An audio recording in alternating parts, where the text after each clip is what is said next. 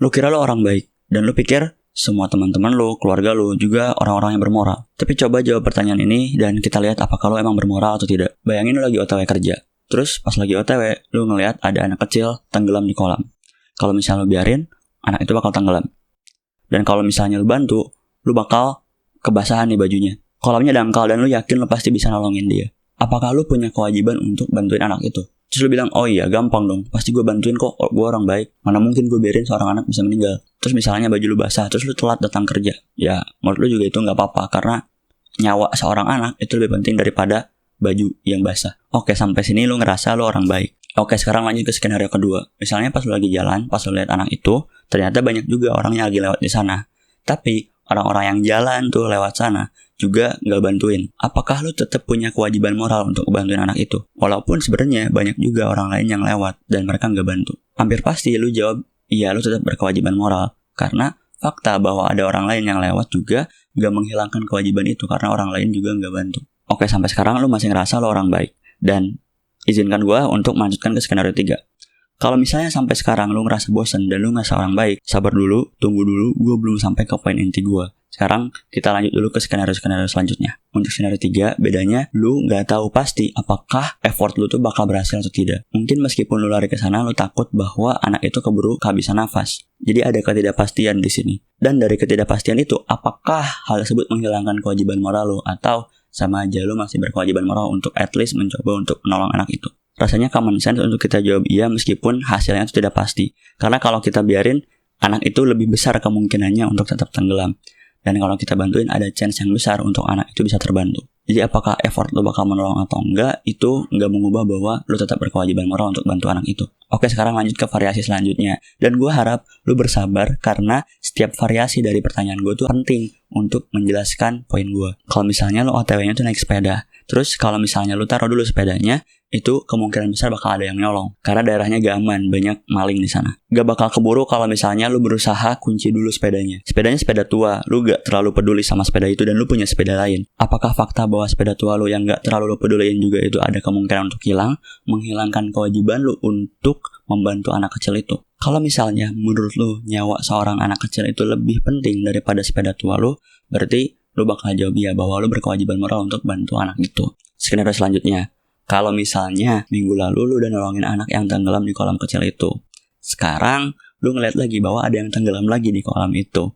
Apakah fakta bahwa minggu lalu lu udah nolongin anak kecil itu bikin lu gak harus nolongin anak kecil lagi sekarang? Apakah ada pengaruhnya bahwa itu udah terjadi minggu lalu dan sekarang itu terjadi lagi? Kalau misalnya jawaban lu iya dan lu ngerasa orang baik, lu ngerasa pahlawan, kita lanjut dulu ke skenario selanjutnya. Anggaplah banyak banget kasus di luar sana tentang anak kecil yang tenggelam. Let's say ada jutaan kasus gitu terjadi. Apakah karena di luar sana tuh ada jutaan kasus yang terjadi, jadi nggak penting lagi lu nolongin satu anak doang? Misalnya lu lewat kolam kecil terus lu lihat anak tenggelam. Biarinlah, itu cuma satu doang. Banyak kok jutaan anak lain yang juga tenggelam. Kalau misalnya lu merasa masih bertanggung jawab untuk menolong anak kecil itu, kita lanjut lagi. Skenario ini udah agak beda. Jadi anggaplah misalnya ada anak kecil di luar negeri yang juga menderita dengan resiko kematian yang sama dan effort serta pengorbanan lu tuh masih sama-sama kecil atau bahkan lebih kecil daripada nolongin anak yang tenggelam di kolam. Premisnya masih sama. Apakah menyelamatkan nyawa seseorang itu lebih penting daripada pengorbanan kecil dari lu? Kalau misalnya dari skenario pertama sampai yang terakhir lu jawab iya terus, kemungkinan besar lu jawab iya juga di sini. Karena bedanya cuman kewarganegaraan dan juga jarak. Apakah karena dia orang Afrika jadi lu gak usah tolongin lagi? Pertanyaan terakhir, apakah lu berkewajiban moral untuk berdonasi secara online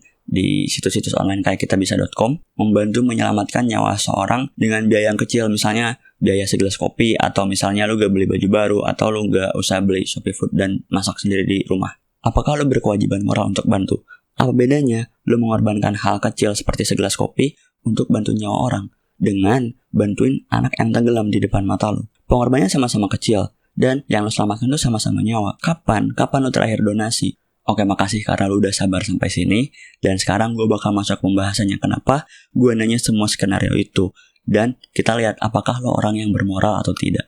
Kalau misalnya jawaban lu iya dari awal sampai akhir, berarti itu adalah standar moral lu dan lu konsisten. Berarti lu setuju bahwa menolong anak kecil lewat donasi itu sama aja dengan menolong anak yang tenggelam di depan mata lu. Karena dengan adanya internet, batasan jarak itu udah gak ada lagi. Kalau misalnya jawaban lu iya semua kecuali yang terakhir, berarti ada inkonsistensi logika dari lo. Dan dengerin penjelasan gue abis ini. Kalau misalnya jawaban lu ada yang tidak dari sebelum-sebelumnya, berarti lu menganggap bahwa nyawa seseorang itu tidak sepenting pengorbanan lu. Mungkin menjaga agar baju lu gak basah lebih penting dari nyawa anak kecil, atau sepeda tua lu lebih penting daripada nyawa anak kecil, atau apapun itu, yaitu nilai moral lu. Skenario anak tenggelam tadi itu pertama diajukan sama Peter Singer, seorang filsuf yang fokus di moral yang berasal dari Australia dan sekarang masih hidup. Beliau berusaha menunjukkan bahwa ada yang salah dari masyarakat kita. Beliau berusaha menunjukkan bahwa kita punya kewajiban moral untuk membantu orang yang punya kebutuhan sangat urgent dibandingkan dengan pengorbanan kecil kita. Skenario itu pertama kali muncul di esainya yang berjudul Famine, Affluence, and Morality atau Kelaparan, Kekayaan, dan Moralitas yang ditulis tahun 1972. Peter Singer bilang bahwa kita semua berada di situasi yang sama seperti orang yang melintas di kolam kecil itu. Kita bisa menyelamatkan nyawa seorang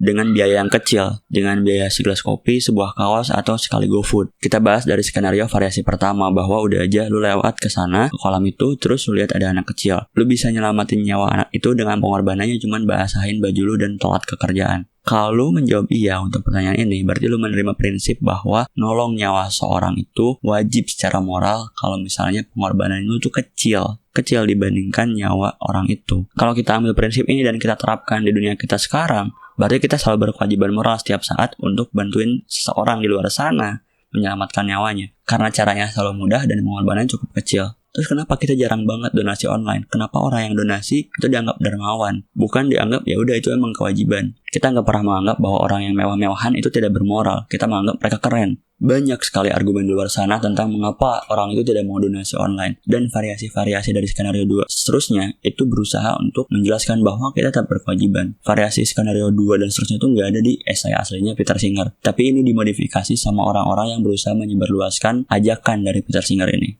Kita mungkin mikir, ya itu kan bukan kewajiban gue karena banyak orang lain juga di luar sana yang gak donasi. Berarti gue gak wajib donasi juga karena orang lain juga gak donasi. Gue nanya ke lo di variasi nomor 2, apakah lo bakal tetap nolong kalau misalnya lo lihat orang lain juga lewat tapi gak nolongin? Kalau misalnya lo jawab iya, lo tetap berkewajiban moral, berarti lo juga tetap berkewajiban moral untuk melakukan donasi walaupun orang lain juga gak donasi. Fakta bahwa orang lain tidak menunaikan kewajiban moralnya itu tidak membatalkan kewajiban moral lo. Argumen selanjutnya adalah banyak orang yang bilang kalau ya gue gak yakin apakah gue bakal mengubah nasib seseorang. Di skenario 2 gue udah nanya, kalau misalnya lo gak yakin lo bakal sempat nolongin, apakah lo tetap coba buat nolongin? Meskipun lo takut gak keburu, tapi ya tetap lo coba dulu kan. Meskipun ada ketidakpastian di sana, kalau misalnya lo jawab lo tetap berkewajiban moral, berarti doesn't matter kalaupun nantinya orang yang lo coba selamatin tuh gak terselamatkan. Kewajiban moral lo adalah mencoba. Argumen selanjutnya, banyak orang yang bilang kalau gue gak yakin apakah dana gue bakal tersalurkan atau enggak. First of all, kita bisa riset dulu mana lembaga amal yang paling bisa dipercaya. Kedua, kalaupun memang tidak disalurkan sepenuhnya, misalnya cuma 80%, ya apakah dana yang terbuang itu tuh lebih penting daripada nyawa seseorang? Di skenario ketiga, gue tuh udah pakai variasi sepeda tua yang gak lo anggap penting. Kalau misalnya ketika lo nolongin anak itu lo bakal kehilangan sepeda, apakah sepeda lo tuh lebih penting daripada nyawa anak itu? Ya sama aja kayak dana yang terbuang. Kalaupun emang tidak disalurkan semuanya, lo tetap berkewajiban moral. At least kalau lo jawab iya di pertanyaan sepeda tadi. Variasi selanjutnya tuh agak lucu. Pas gue tanya, apakah lo bakal tetap nolongin orang di minggu ini meskipun minggu lalu udah nolongin? Apakah lo tetap berkewajiban moral minggu ini meskipun minggu lalu udah nolongin? Kalau misalnya jawaban lo iya, berarti doesn't matter kalau minggu lalu lo udah donasi. Kalau misalnya minggu ini ada pengorbanan kecil yang bisa lo lakuin untuk menyelamatkan nyawa orang, lo tetap harus lakuin. Terus kalau misalnya ada lagi yang berargumen bahwa gue gak tahu apakah gue nolongin itu bakal efektif atau enggak, apakah bakal menyelesaikan masalah yang lebih besar atau enggak, atau kayak gue gak tahu, gue nyelamatin satu doang di antara 1 juta. Gue udah kasih skenario juga, gue udah tanya kalau misalnya ada jutaan orang yang tenggelam, apakah gak penting untuk lo nolongin satu orang? Apakah nyawa satu orang itu tidak berharga karena jutaan orang lain juga tenggelam? Kalau misalnya lo bilang lo bakal tetap nolongin anak itu kok meskipun jutaan orang lain tenggelam, ya lo tolongin sebisa lo. Ya kalau misalnya ada jutaan orang menderita atau nyawa yang terancam di benua lain, lu tetap berkewajiban moral kan? At least kalau lu jawab iya. Meskipun pertolongan lu tuh gak menyelesaikan masalah secara keseluruhan, tapi lu tetap bantu sebisa lu kan? Terus variasi terakhir gue tanya, apakah lu bakal bantuin orang di luar negeri atau keluarga negaraannya beda, tapi pengorbanan lu tetap sama kecil? Pertanyaan itu ditujukan untuk ngetes apakah menurut lo keluarga negaraan dan jarak itu ngaruh kalau effortnya sama. Dan memang effortnya sama kalau kita punya internet. Mau kita nolongin orang beda benua atau satu negara, ya sama-sama aja. Kalau misalnya cuma ngeklik doang dan transfer. Memang argumen Peter Singer untuk kita harus menyelamatkan seorang kalau misalnya biayanya kecil untuk kita, itu bukan hal yang kontroversial. Tapi implikasinya itu sangat besar. Kita harus mengubah cara hidup kita 180 derajat. Di dunia dimana kita tuh sangat didorong untuk konsumtif. Orang yang keren tuh yang mobilnya banyak. Orang yang keren tuh orang yang bajunya branded. Tapi ini adalah kritik ke masyarakat kita sekarang. Ketika artikel Famine, Affluence, and Moral itu dipublish, sedang ada kelaparan yang terjadi di Bengali. Jadi, Peter Singer itu punya peristiwa khusus yang terpikirkan dalam kepala dia. Peter Singer bilang bahwa bencana yang terjadi ini tuh bisa dicegah. Bukan di luar batas kemampuan kemanusiaan untuk bisa menolong. Negara-negara maju, PBB itu bisa nolong. Dan kita sebagai individu juga bisa nolong. Pasti kalau semua orang berdonasi, masalah kelaparan bisa terselesaikan. Tapi memang permasalahannya tidak semudah itu. Masalahnya itu sistemik. Peter Singer bilang bahwa batasan antara yang diwajibkan dan yang dianjurkan itu harus diubah. Dia bilang bahwa donasi itu udah bukan lagi dianjurkan, tapi diwajibkan. Dan ini memang permasalahan budaya di era kapitalistik sekarang. Ya gimana tidak, semua orang pengen jadi kaya raya, jadi miliuner. Tentu tidak salah, apalagi kalau misalnya udah kaya raya terus bangun filantropi, itu adalah best case scenario. Tapi kalau kita tidak ubah dari dasarnya banget, ini bakal jadi hal yang sulit. Karena memang kalau kita doang yang donasi, masalahnya gak bakal selesai. Maka dari itu, kita gak cuma berkewajiban untuk donasi, tapi juga menyeru, mengajak orang lain untuk melakukan hal yang sama. Peter Singer pun sadar bahwa ini masalah sistemik, gak bisa diselesaikan dengan donasi doang. Perlu ada pergeseran paradigma moral, budaya, dan ekonomi di masyarakat kita. Karena seperti yang gue bilang bahwa kemajuan dari suatu masyarakat itu bukan teknologinya doang, tapi kemanusiaannya juga. Karena yang mana yang lebih penting? Apakah kita cepat-cepatan untuk bisa tinggal di Mars atau misalnya bantuin orang di bumi ini yang kelaparan? Dan banyak orang yang menolak argumen Peter Singer dan bilang bahwa ini tuh terlalu berat, terlalu jauh. Pergeseran standar kita sekarang ke standarnya Peter Singer tuh terlalu jauh, terlalu susah. Tapi kata Peter Singer justru itu yang harus diubah. Karena kebanyakan orang tuh cuma ngikutin standar sosial doang. Jarang orang yang benar-benar secara independen berpikir. Kenapa gengsi zaman sekarang ditentukan sama harta dan tahta? Ya karena standar moralnya seperti itu, standar budayanya seperti itu. Karena kalau standar moral dan budaya yang digeser, menikmati kemewahan itu menjadi suatu hal yang immoral, orang-orang gak bakal ngelakuin. Orang-orang gak bakal mengidolakan lagi bilioner-bilioner itu. Kecuali kalau mereka berdonasi secara besar-besaran. Dan emang gap kekayaan itu sangat besar sekali. Orang terkaya sama orang termiskin itu jaraknya terlalu jauh. Gue tidak mendukung komunisme bahwa semuanya itu harus sama rata sama rasa, enggak. Usaha seorang untuk kerja keras juga harus dihargai. Tapi juga sisi kemanusiaan harus didorong. Gue nggak bisa menjelaskan semua kedalaman argumen Peter Singer di dalam satu video ini. Gue sangat menyarankan lu membaca dua esainya, yaitu Famine, Affluence, and Morality yang terbit tahun 1972 dan juga The Drowning Child and the Expanding Circle yang terbit tahun 1997. Memang masalah ini sangat besar dan tidak semudah itu kita selesaikan. Tapi setidaknya kita bisa mulai dengan menunaikan kewajiban kita dulu. Karena kalau misalnya lu lihat anak tenggelam, meskipun orang lain juga banyak lewat dan mereka nggak nolongin, ya lu tetap berkewajiban moral untuk nolong kan. Terus lu gimana Riz? Emang lu udah sedermawan apa sampai bisa ngomong sepanjang lebar ini? Paling juga lu munafik doang buat konten. Ya emang lu bisa bilang gue hipokrit, lu bisa bilang gue orang paling munafik sedunia. Gak masalah buat gue, karena emang gue pun sadar bahwa gue masih belum menunaikan kewajiban gue. Gue baru baca esai ini baru-baru. Ironisnya nih, gue kan emang bukan orang yang banyak uang. Gue pun gak mewah-mewahan. Gue jarang lah beli GoFood